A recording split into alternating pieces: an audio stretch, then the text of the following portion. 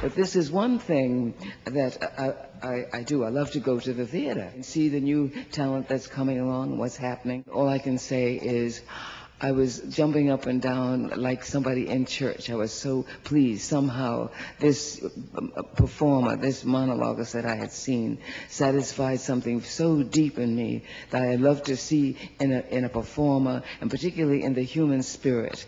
And I won't tell you any more about him. I would like you to see something of him for yourself. It's one of these performers that gives you a jolt. And it tells you something beyond just the words.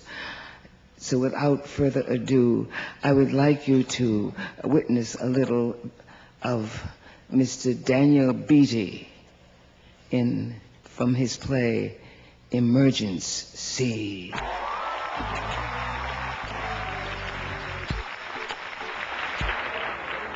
As a boy, I shared a game with my father.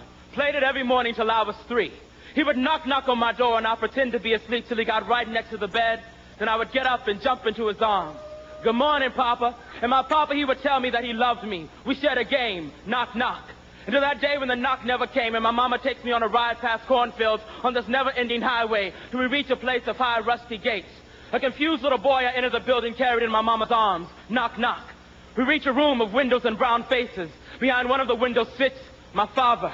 I jump out of my mama's arms and run joyously towards my papa's, only to be confronted by this window. I knock, trying to break through the glass, trying to get to my father. I knock as my mama pulls me away before my papa even says a word. And for years he has never said a word, and so 25 years later I write these words for the little boy in me who still awaits his papa's knock. Papa, come home, 'cause I miss you. Miss you waking me up in the mornings and telling me you love me. Papa, come home, 'cause I decided a while back I want to be just like you, but I'm forgetting who you are. And 25 years later, a little boy cries, and so I write these words and try to heal and try to father myself. And I dream up a father who says the words my father did not. Dear son, I'm sorry I never came home. For every lesson I failed to teach, hear these words. Shave in one direction with strong, deliberate strokes to avoid irritation. Dribble the page with the brilliance of your ballpoint pen. Walk like a god, and your goddess will come to you. No longer will I be there to knock on your doors. You must learn to knock for yourself. Knock down doors of racism and poverty that I could not. Knock on doors of opportunity for the lost brilliance of the black men who crowd these cells. Knock with diligence for the sake of your children.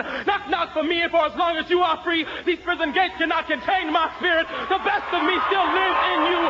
Knock with the knowledge that you are my son, but you are not my choices. Yes, we are our father's sons and daughters, but we are not their choices. For despite their absences, we are still here, still alive, still breathing, with the power to change this world, one little boy and girl at a time. Knock, who's there? We are